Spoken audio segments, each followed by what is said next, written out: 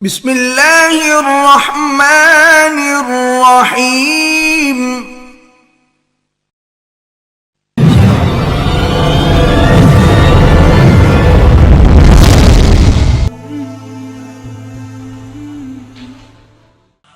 ایک سوال یہ بھی پیدا ہوتا ہے کہ جب آپ حرم شریف میں داخل ہوتے ہیں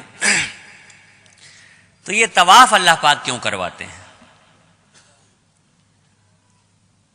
عجیب سا سوال ہے نا بھائی. آپ اللہ کے مہمان بن کے گئے ہیں، آپ کی تو خاطرداری بٹھال کے کرانی چاہیے تھی، دستر لگنا چاہیے تھا. یہ اللہ پاک طواف کیوں کرا رہے ہیں اپنے گھر کا؟ آدم علیہ السلام کو جب اللہ رب العزت نے بنایا، فرشتوں کو جب یہ حکم دیا کہ آدم کو سجدہ کرو، اللہ رب العزت نے آدم علیہ السلام کا اور فرشتوں کا ذہنی اعتبار سے مقابلہ کروایا، اور اس ذہنی اعتبار کے مقابلے میں آدم علیہ السلام کی جیت ہوئی، اور فرشتوں نے 7ویں آسمان پہ بیت المعمور کے نام سے اللہ کا ایک گھر ہے اس کا طواف کیا.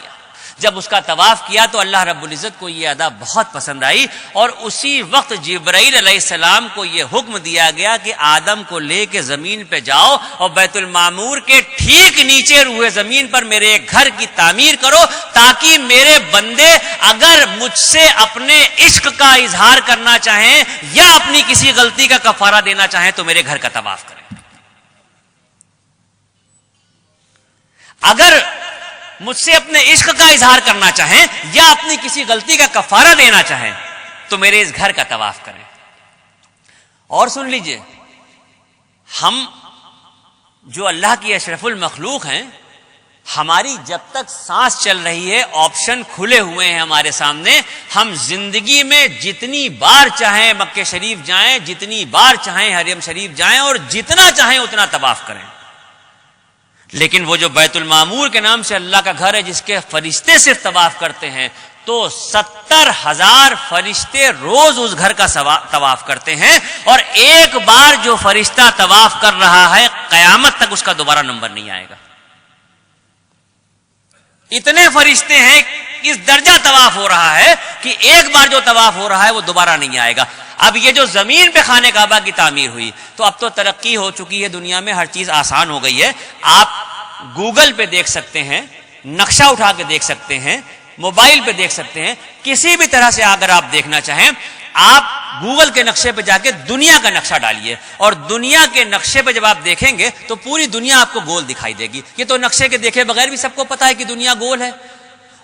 اس دنیا کے گول کے بیچ میں جو سینٹر ہے، بالکل انچوں سے ناپ لیجئے، ایک ایک سوت کے حساب سے ناپ لیجئے، پوری جو گول دنیا ہے اس کے بیچ کا جو سینٹر ہے، اس گول سینٹر پہ یہ کعبۃ اللہ کی تعمیر ہوئی ہے.